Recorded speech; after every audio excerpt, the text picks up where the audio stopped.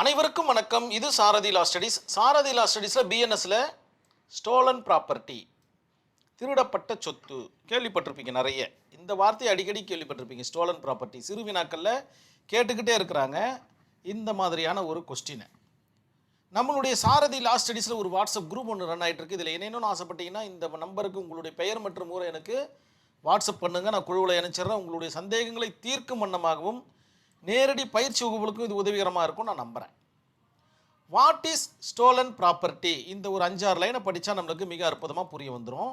Stolon property என்பது பிறரின் பொருளை மிரட்டியோ, நல்லா புரிஞ்சுக்கணும் நீங்கள், அல்லது அபகரித்தோ, பறித்தோ, நம்பிக்கை மீறல் செய்தோ, சட்டவிரோதமான செயலின் மூலம் பெறப்படும் எந்த ஒரு பொருளும் திருடப்பட்ட சொத்து ஆகும். அதாவது சிம்பிளாக சொல்லப்போனால் அந்த பொருளுடைய சொந்தக்காரருடைய கன்சென்ட் இல்லாமல் நீங்கள் எப்படி வாங்கினாலும் அது திருடப்பட்ட சொத்து தான்.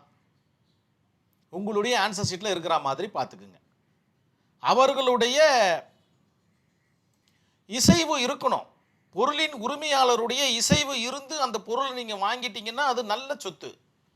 அவர்களுடைய இசைவு, தட் மீன்ஸ் கன்சென்ட் இல்லாமல் நீங்கள் அந்த பொருளை எப்படி வாங்கினாலும் அது திருடப்பட்ட சொத்தாகத்தான் பார்க்கப்படும். இதை தான் ஸ்டோலன் ப்ராப்பர்ட்டி மிக தெளிவாக சொல்லுது. அத்தகைய பொருளை வைத்திருப்பதும், யாரோ ஒருத்தர் உங்ககிட்ட அத்தகைய பொருளை கொடுக்குறாங்கன்னா அதை நீங்கள் வச்சுட்டு இருக்கீங்கன்னா அதுவும், அல்லது அத்தகைய பொருளை பெறுவதும், அப்படிப்பட்ட பொருளை மறைக்க உதவுவதும் குற்றமாகும். மூணுமே குற்றம்தான். உங்களுடைய ஆன்சர் ஷீட்டில் மிக நேர்த்தியாக எழுதுங்க.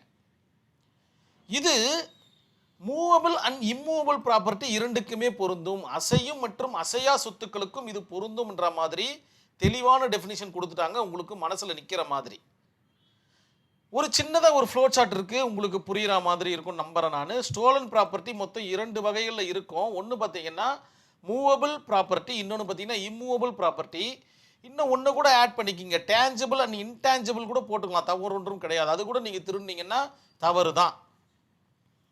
ஒருவருடைய அறிவை திருடி நீங்கள் விற்றாலும் அது தவறு தானே. அதுவும் பார்த்தீங்கன்னா ஸ்டோலன் ப்ராப்பர்ட்டியாக தான் கருதப்படும். இந்த இடத்துல நீங்கள் மென்ஷன் பண்ணிக்கிங்க. இதெல்லாம் பார்த்தீங்கன்னா ஆடட் பாயிண்ட்ஸ். இதெல்லாம் செக்ஷன் 317 ஆஃப் பிஎன்எஸ்எஸ் பார்த்தீங்கன்னா டிஃபைன் பண்ணி சொல்லுது வாட் இஸ் ஸ்டோலன் ப்ராப்பர்ட்டி. அதனுடைய தண்டனைகள் எல்லாமே பார்த்தீங்கன்னா ஒரே செக்ஷனில் கொண்டு வந்துட்டாங்க. இதற்கு முன்னாடி பார்த்தீங்கன்னா பல ஐபிசியில் நிறைய செக்ஷன்ஸ் இருந்துச்சு. இப்போ இதை ஒன்று தான் சுருக்கிட்டாங்க. 317 போதும் அப்படின்ற மாதிரி.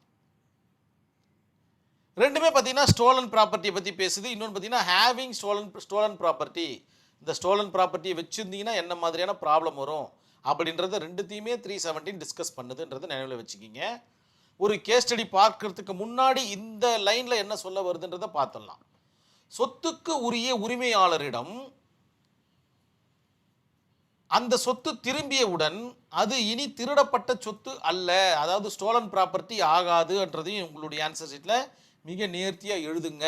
ஏன்னா அவருடைய ப்ராப்பர்ட்டி ஏதோ ஒரு வகையில் ஒன்று உங்களுக்குள்ள காம்ப்ரமைஸ் ஆகி நீங்கள் கொடுத்தாலும் சரி, இல்லை போலீஸ் ஸ்டேஷனில் போயிட்டு காம்ப்ரமைஸ் ஆனாலும் சரி, அல்லது ஆனரபிள் கோர்ட்டில் வழக்கு முடிஞ்சு ஒரு ஆர்டர் வந்து அந்த சொத்து உங்களிடம் வந்தாலும் சரி, இனி அதற்கு பெயர் ஸ்டோலன் ப்ராப்பர்ட்டி அல்ல அப்படின்ற மாதிரி உங்களுடைய ஆன்சர் ஷீட்டில் மிக நேர்த்தியாக எழுதுங்க.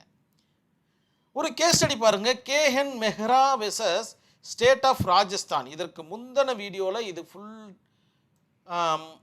கேஸ் ஸ்டடி தெளிவாக சொல்லப்பட்டிருக்கு. இப்போ இதுக்குண்டான கான்செப்டை மட்டும் சொல்கிறேன் பாருங்கள். அனுமதியின்றி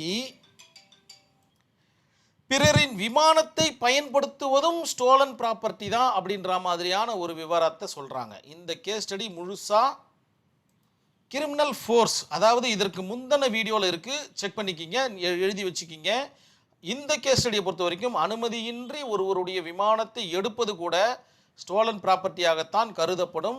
செக்ஷன் 317 இவருக்கு அப்ளிகபிள் ஆகும் அப்படின்ற மாதிரி இந்த கேஸ் ஸ்டடியை முடிச்சிருப்பாங்க. உங்களுக்கு தேவையான அந்த முழு கேஸ் ஸ்டடியோட இதையும் இணைச்சி எழுத பழகிக்கிங்க. கண்டிப்பாக இந்த வீடியோ புரிஞ்சிருக்கும் நான் நம்புகிறேன். நன்றி, வணக்கம்.